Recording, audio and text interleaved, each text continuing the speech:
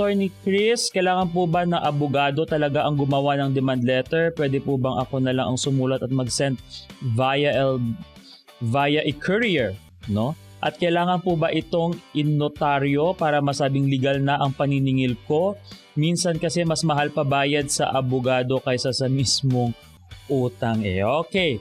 So ang demand letter po ay hindi po necessary na abogado po yung magsusulat po dyan, no? Minsan yung ating mga kababayan ay humihingi lang ng assistance sa abogado, yun nga, para kompleto at tama yung mga pagsasabi doon. Or in short, kailangan ng assistance nga.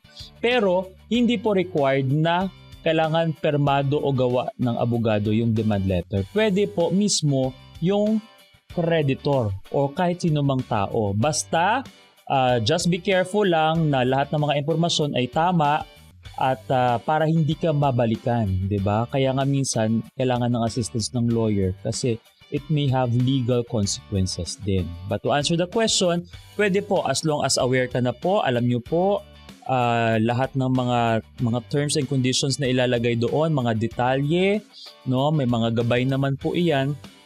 So, pwede po kahit hindi abogado ang magbibigay ng demand letter. So yun po ang unang parte ng ating inbox serye patungkol sa mga katanungan sa isyong utang, no, dito sa ating mga komunidad, no, sa buong bansa.